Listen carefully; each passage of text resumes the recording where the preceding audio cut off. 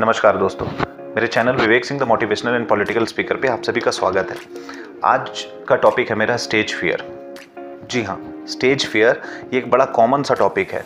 ये स्कूल में भी चलेगा, कॉलेज में भी चलेगा, कॉलेज के बाद के लाइफ में भी चलता है, बहुत जगह चलता है। अगर वो सही समय पे ठीक नहीं हुआ तो ये आगे लाइफ लॉन्ग चलता है ये स्टेज फियर। हम ऐसा नहीं बोल सकते कि ये स्कूल लाइफ में सिर्फ होता है, कॉलेज लाइफ में नहीं होता है, ये हर लाइफ में होता है। लेकिन सही समय पर अगर वो ठीक नहीं किया गया तो स्टेज फियर लाइफ टाइम रहता है और फिर बाद में उसे ठीक करना बड़ा मुश्किल होता है। जी हाँ, देखिए बच्चों के अंदर में क्या होता है, जब वो स्कूल में जब जाते हैं तो उनको प्लेटफॉर्म मिलता है, स्टेज मिलता है जहाँ पे उन्हें बोलना होता है कुछ भी, चाहे वो पोएम बोल रहे हो, रिसिटेशन है, रिसाइट कर रहे हैं पोएम, या कोई न्यूज़ पढ़ रहे हैं, या किसी भी तरह का एक्सटेम्परे है, कुछ भी कि 2-4 मिनट के लिए कुछ बोलना है। और वहाँ पे सारे स्टूडेंट्स बैठे होते हैं, टीचर्स होते हैं, प्रिंसिपल होते हैं। कभी कभी ऐसा होता है कि जब पेरेंट्स डे ऑर्गेनाइजेशन ऐसा कुछ मतलब जो हम करते हैं तो उसमें क्या होता है, एनुअल फंक्शन वगैरह टाइप से, तो उसमें क्या होता है कि पेरेंट्स भी होते हैं, अलग अलग हर स्टूडेंट्स के पेरेंट्स होते हैं बच्चे के।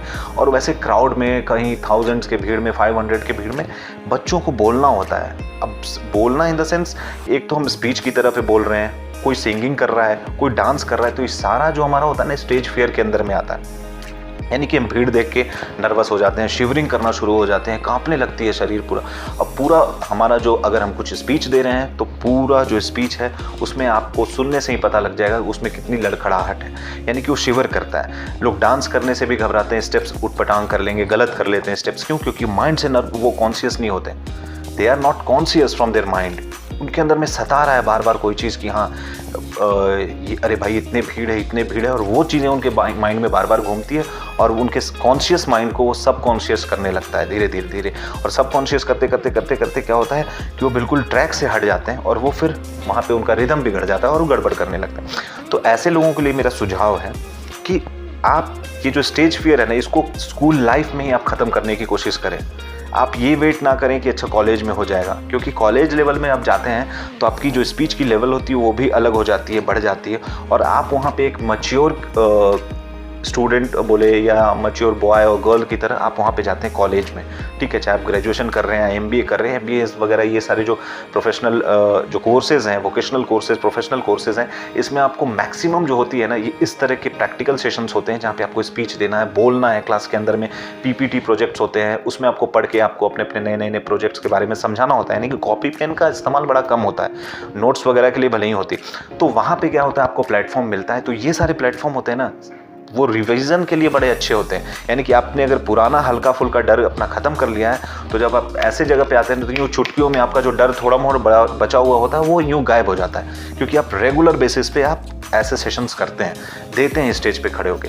तो स्कूल के टाइम पे जब आपको ऐसे इश्यूज आते हैं, वैसे स्टूडेंट्स के लिए मेरा एक एडवाइस है कि आप जब भी ऐसा फील करते हैं, डर जैसा माहौल या कुछ भी ऐसा फील करते हैं, तो वहाँ पे आपको देखिए यही सोचना है कि देखिए आप स्कूल के अंदर में, क्लासेस के अंदर में, देखिए हर स्कूल में कॉमन है कि हम रोटेशनल बेसिस पे हम बैठते हैं क्लास के अंदर में, कि आज मेरा फर्स्ट बेंच पे आया है मौका, कल को लास्ट बेंच पे आएगा, लास्ट वाले का फर्स्ट पे आएगा, सेकंड पे आएगा, थर्ड पे आएगा, इस तरह से रोटेशनल होता है। तो ये सारी चीज़ें जो होती हैं ना, ये इसीलिए की जाती हैं। तो मेरा आपसे ये कहना है कि जब आप बैक बेंच पे बैठे हों, जब आप बैक बेंच पे सबसे लास्ट में जब आप बैठते हैं, तो आपके दिमाग में ये लगता है चलो मैं लास्ट में बैठा हूँ, मुझे कोई देख नहीं रहा, मैं कोई भी शरारत कर रहा हूँ, कोई फ़ायदा नहीं, ठीक है, कोई देखने वाला तो है नहीं, मस्ती से अपना खाओ, कोई लंच बॉक्स है उसको निकाल करके खा रहा है अपना, यानी कि पीछे बैठने को ऐसा फ़ायदा उठा रहा है कि अपने आप को हाइड करके कुछ भी एक्टिविटी कर रहा है। ठीक है, लेकिन यही चीज़ फर्स्ट बेंच पे पॉसिबल नहीं होता है, क्योंकि आप नज़र में होते हैं, रडार में होते हैं टीचर्स के सामने। ठीक है, तो मेरा ये कहना है ऐसे स्टूडेंट जो बैक में जो आप बैठते हैं, आप अपने ये रूटीन को बदलें। आप वहाँ पे बदमाशी करने की जगह आप बैक में बैठ के इनिशिएटिव लेने की कोशिश करें। यानी क्यों? क्योंकि जब आप बैक में बैठते हैं तो आपको कॉन्फिडेंस होता है, राइट? कॉन्फिडेंस आपके अंदर में होता है जब आप पीछे बैठते हैं, तब आगे बैठने पे कॉन्फिडेंस लूज हो जाता है आपका। तो जब आप पीछे बैठे हैं ना, और जब आपके अंदर में कॉन्फिडेंस है, तो उस समय आप कुछ इनिशिएटिव लेने की कोशिश करें, क्योंकि आपके अंदर में कॉन्फिडेंस है। तो आप आगे से कुछ भी बोलें टीचर को, मैं ये बताना चाहता हूँ, या मैं ये बताना चाहती हूँ, या मैं इसके बारे में कुछ एडवाइस देना चाहता हूँ या चाहती हूँ, या कुछ मेरे अंदर में कुछ ऐसे सजेशंस हैं, कुछ पॉइंट हैं, यानी कि क्लास के सब्जेक्ट्स के जो रिलेटेड हैं सब्जेक्ट से, वैसे वैसी चीज़ें आप पीछे बेंच पे बैठ के आप ज़्यादा बोलने की कोशिश करें, कुछ ज़्यादा इन्वॉल्व होने की कोशिश करें किसी भी एक्टिविटी में पीछे बैठने पे। क्यों? क्योंकि उस समय आपका कॉन्फिडेंस हाई है।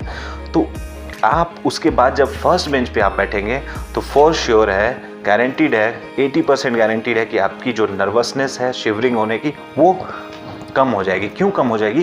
क्योंकि आपका कांटेक्ट जो टीचर के साथ है वो बनते आ रहा था कॉन्फिडेंस के साथ, और बन गया। तो एक बार जब आपका कांटेक्ट बन गया टीचर के साथ अच्छे से, कॉन्फिडेंस के साथ, तो आप चाहे फर्स्ट बेंच पे हो, चाहे बिल्कुल स्टेज पे हो, आपका शिवरिंग जो होता था आपके अंदर में, माइंड के अंदर में जो डर बैठा हुआ था, नर्वसनेस जो फील करते थे, वो गायब हो जाएगा। तो इस चीज़ को बताने का मेरे पीछे, इसके पीछे जो कारण है मेरा, कि सेम ये जो छोटा एग्जांपल आपको दिया, इसी को आप लाइफ में हर चीज़ के साथ इस्तेमाल करें। यानी कि जहां आपको लग रहा है, जिस चीज़ से ज़्यादा डर लग रहा है, आप उस चीज़ को ज़्यादा फेस करें। अब आप बोलेंगे कि फेस कैसे करें जब डर लग रहा है, तो लेकिन आपका कॉन्फिडेंस लेवल जिस सिचुएशन में हाई है, उस सिचुएशन में कोशिश करें फेस करने का। जी हाँ, जैसे लास्ट बेंच पे बैठने पे आपका कॉन्फिडेंस लेवल हाई है, आप उसी समय बार बार टीचर से इंटरेक्ट करने की कोशिश करें। तो जब आप फर्स्ट बेंच पे होंगे, आप बिल्कुल सेम फील करेंगे जो लास्ट बेंच पे कर रहे थे। वैसे ही आप जब फर्दर स्टेज पे जाएंगे, स्कूल के अंदर में ही, कि कोई परफॉर्मेंस हो रहा है, प्रोग्राम हो रहा है, तो वहाँ पे भी आप यही चीज़ करेंगे। वहाँ आपको अलग अलग स्टूडेंट्स होंगे, पेरेंट्स भी उनके होंगे।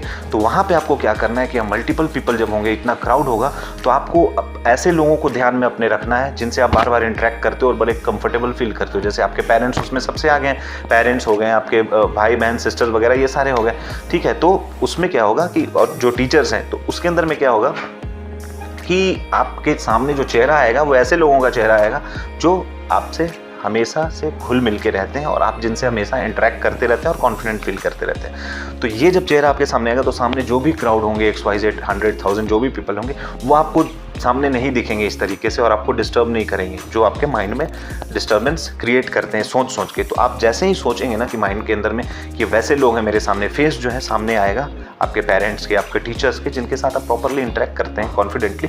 तो वही सोच के जब आप एक बार परफॉर्म करेंगे, तो सवाल ही नहीं उठता कि आपको किसी भी तरह का कोई प्रॉब्लम क्रिएट हो, किसी भी तरह की शिवरिंग हो, किसी भी तरह का कॉन्फिडेंस लूज कभी नहीं होगा। तो आप ये चीज़ें अप्लाई करें, स्कूल टाइम से अप्लाई करें, तो फ्यूचर में आपको कॉलेज लाइफ में, करियर वाले लाइफ में कहीं से कोई दिक्कत ही नहीं आएगी। कॉलेज जाते जाते आप और भी मैच्योर हो जाओगे, थोड़े मोड़े 2-4% के भी जो डर बचे होंगे वो भी गायब हो जाएंगे। तो ये सुझाव मेरा देना था आपको, ये सुझाव स्पेशली स्कूल गोइंग स्टूडेंट्स के लिए, बच्चों के लिए, इस पे आप जरूर ध्यान दें और इसको प्रैक्टिस में लाएं। आप देखिए कि आपको सॉल्यूशन मिलता है या नहीं, और अगर सॉल्यूशन मिलता है वेल एंड गुड है, नहीं भी मिलता है तो आपको उसको बार बार प्रैक्टिस करना है। और फर्दर पूरे डिटेल के लिए मेरी ये सर्विस जो मैंने स्टार्ट की है, Vivek the motivational and political speaker की, इस पे अलग अलग एडवाइस देने के लिए, डिसीजन मेकिंग, करियर कोचिंग की तरह, इससे आप जुड़े, इस पे अपना एनरोलमेंट करवाएं, रजिस्ट्रेशन करवाएं और सेशन अटेंड करें, ऑनलाइन ऑफलाइन मोड जिसमें आप संभव है, आपको कंफर्टेबल है, आप इसमें अपना सेशन को बुक करें और करें। एड्रेस नीचे मेंशन है, अगर आप ऑफलाइन करना चाहते हैं, ऑनलाइन करना चाहते हैं तो कॉन्टैक्ट नंबर, व्हाट्सएप नंबर, इस पे डिटेल मेंशन है, ईमेल आईडी मेंशन है, आप उससे संपर्क कर सकते हैं, ठीक है। तो जरूर से जरूर मेरे चैनल को सब्सक्राइब भी करें और एनरोल करके ये सेशन जरूर अटेंड करें, मेरी जो सर्विसेज चल रही है, ठीक है। तो thank you so much students, all the very best.